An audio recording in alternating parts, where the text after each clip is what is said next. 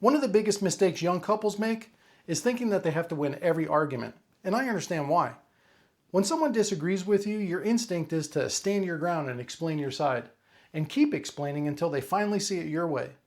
But here's the problem most people don't realize. The longer you stand there trying to win, the worse the argument actually becomes.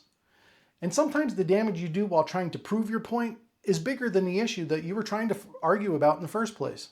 Let me explain. When couples argue, they usually think they're fighting about the topic, and maybe it's over money or the chores around the house, or maybe it's about how the kids are being raised.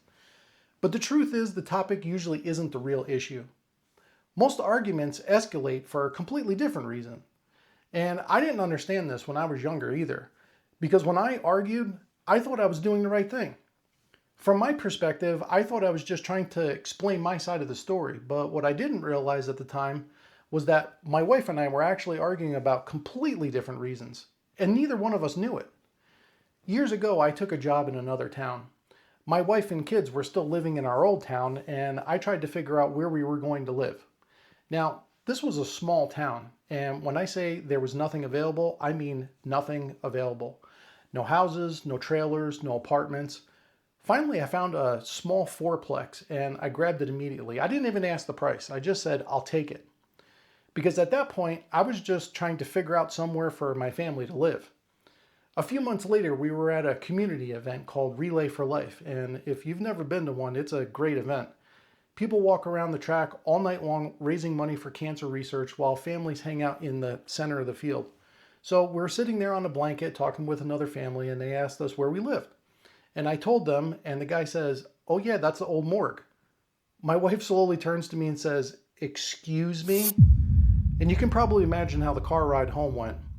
That argument went way further than it needed to, and looking back now, the truth was, I didn't know it used to be the old morgue. I was just trying to solve a problem and find us a place to live. But in the moment, neither of us were trying to see the situation and work it out the same way. And this is something I only understood years later. I was arguing because I felt misunderstood. She was arguing because she felt disrespected. Right from the beginning, we weren't aligned at all. We weren't trying to solve the same problem. We were just both trying to defend ourselves. And that's when arguments usually start spiraling out of control. Arguments are a lot like ants at a picnic. One ant, no problem. You just brush it away. But what happens when that one ant turns into 10, and then 10 turns into 1,000? Suddenly you're spraying everything in sight trying to stop the swarm, and arguments work the same way. One comment leads to another comment, and somebody raises their voice. Then somebody says something that they wish they didn't, and eventually somebody drops an emotional equivalent of an atomic bomb on the other person. Words can't be taken back, and that's usually when the real damage happens. Because comments and words can quickly spiral out of control, just like 1,000 ants can on the ground. One thing I wish I understood when I was younger with this is words have meaning. Once they leave your lips and enter somebody else's ears, you can't take them back. And most people never learn how to de-escalate an argument. They only know how to escalate one. But here's a better way to handle these situations. Instead of trying to change the other person's mind, try saying something like this. "I'm not trying to argue with you, but you said something that made me feel this way and it hurt my feelings." You're not attacking them, you're just explaining. And say something else that most people never say in arguments. When you're ready to talk calmly about it, I'm open to that conversation, and then just step away. You're not quitting the conversation, you're protecting the relationship. Because healthy relationships aren't about winning arguments, they're about solving problems together. And these topics couples argue about haven't changed in generations. Money, sex, kids, responsibility. Your parents argued about the same things, and their parents argued about them probably before they did. What changes isn't the topics, what changes is how people learn how to handle them.